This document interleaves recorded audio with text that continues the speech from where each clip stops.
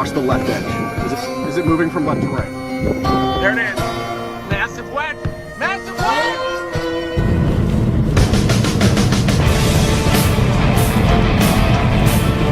Tornadoes are terrifying, and in today's video, we'll be discussing the scariest tornadoes of the 2020s so far. But with that being said, let's go over some rules first. The tornado rankings aren't necessarily based off of their ratings, but most likely you're going to see higher rated tornadoes higher up on the list due to the fact that higher rated tornadoes usually tend to be scarier than lower rated tornadoes. This is also all just my opinion. But with that being said, let's get started.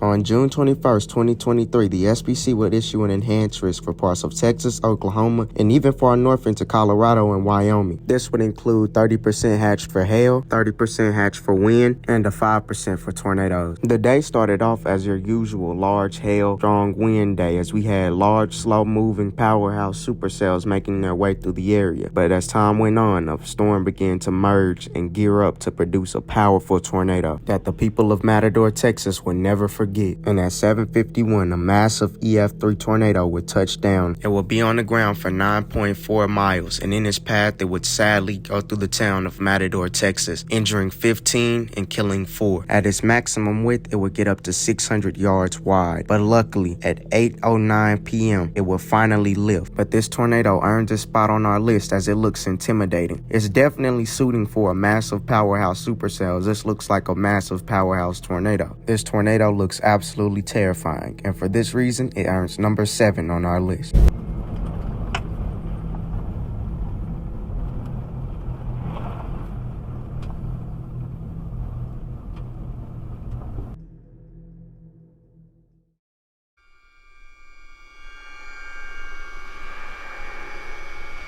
March 31st, 2023 was a very prolific tornado outbreak. It was also well forecasted as the SPC would issue a high risk. And this one I really remember because I was in school when they changed it from moderate to high. Luckily, my hometown of Jonesboro would be spared, but a small town 40 miles to the south would not. But the upgrade would increase the tornado chances to 30%. The wind risk in the area we'll be focusing on was 30, but its max up north was 45 hatched. There would also be a 35% hatch for hail. Supercells would begin moving into the area around 3:15, and at 4:30, the tornado touched down. It would then begin its trek into the town of Wynne, Arkansas.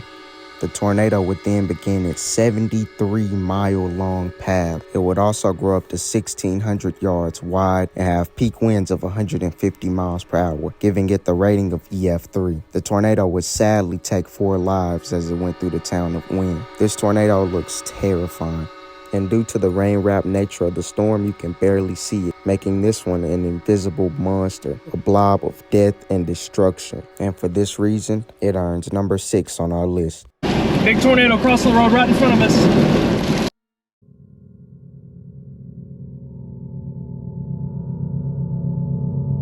On March 5th, 2022, the SPC will issue an enhanced risk for parts of Iowa and Missouri. This would include 30% chance of strong winds, 15% chance of hail, and a small 10% chance of tornadoes. The main round of severe weather will begin ramping up around 2:45, with tornado warnings being issued around 3:15. But the tornado we'll be talking about didn't touch down till around 4:45 to the southwest of Winterset, Iowa. Once on the ground, it would quickly upscale into a multi-vortex wedge, and along its 70-mile path, it would sadly kill 6 and injure 5. In the end, it would be rated an EF4. This tornado just has an eerie vibe about it. It looks so dark and creepy, and for this reason, it earns number 5 on our list. Well, looks like I have to buy the whole truck dinner.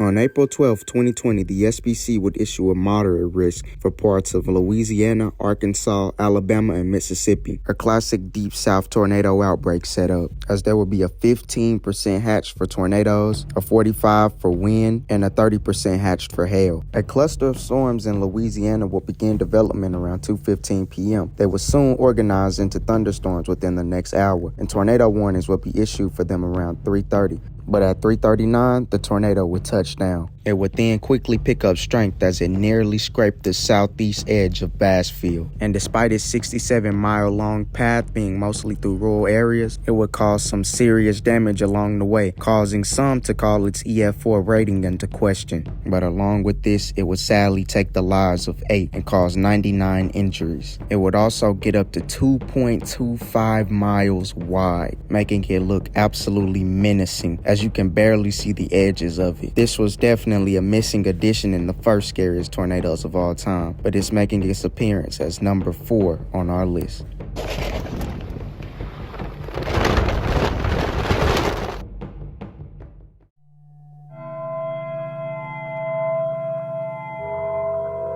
On December 10, 2021, the SBC will issue a moderate risk for parts of northeast Arkansas, southwest Missouri, southern Illinois, western Kentucky, and western Tennessee. This would include an enhanced risk for strong winds, a slight 15% for large hail, and a 15 hatched for tornadoes. The supercell would begin moving into northeast Arkansas around 5:15 p.m. It would then quickly upscale and get its tornado warning by 6, and as it got deeper into that moderate risk area, it would only intensify. It would produce a few smaller practice tornadoes on its way, but around 7:15, our tornado would touch down. Once on the ground, it would begin picking up strength as it headed for the community of Monet. It would luckily miss the larger community just going to the west of it, but sadly, it would still end up hitting a nursing home as it continued along its 81-mile-long path. It would also grow up to 1,800 yards wide. All in all, this tornado would be rated an EF4. It would sadly take 9 lives and injure 16. This tornado looks absolutely terrifying as it was cloaked in darkness, and when you could see it, it was a massive wedge. It was also the precursor to the monstrous Mayfield tornado, which would have 100% been on this list if it didn't make an appearance in the first scariest tornadoes of all time. And when it first happened, a lot of people thought that these two were the same tornado, until further analysis showed that they were 2 separate tornadoes. Due to the fact that this was a devastating tornado at night, and when you could see it, it looked absolutely menacing, it earns itself number 3 on our list. Massive wedge! Massive wedge!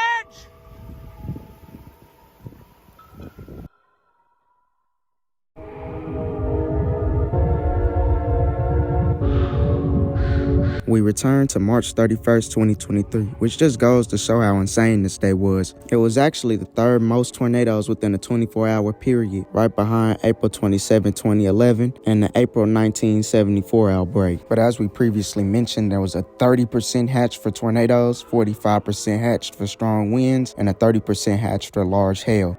Our main batch of storms will really get going around 1:45 p.m., but it wouldn't be until 3 p.m. when our supercell would begin to dominate. It would go tornado warn by 3:15, but the tornado we'll be talking about didn't touch down until 4:12 p.m. Once on the ground, it would quickly pick up strength and tons of dust, giving it a dirty appearance. Luckily, it would track over mostly rural areas, although it would hit a few structures, causing an instance of EF4 damage. It would also thankfully not cause any casualties, although it did cause 3 injuries along its 20-mile-long path. It would also get up to 700 yards wide. Its dark and dusty appearance makes this thing look absolutely monstrous. It also reminds me of the Washington, Illinois tornado, as they both have that dirty, gritty look, and that makes this tornado look absolutely terrifying. Definitely earning the Keota, Iowa tornado its spot as number 2 on this list.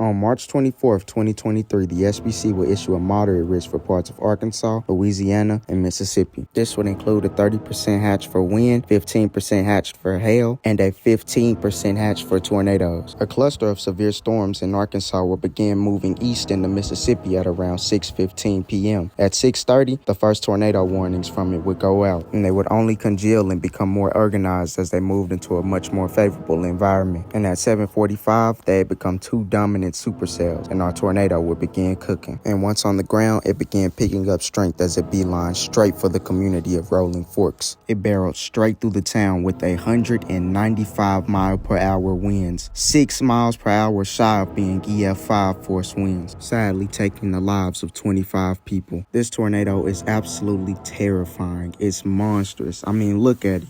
And the fact that it was at nighttime, meaning you couldn't see it unless there were power flashes or lightning, I wouldn't want to be anywhere near its 60-mile-long path. This tornado rightfully earns #1 on our list as the scariest tornado of the 2020s so far. I hope you guys enjoyed this video. And yeah, I don't got much to say. I hope to see y'all next week with another video. And this is KB Weather, out.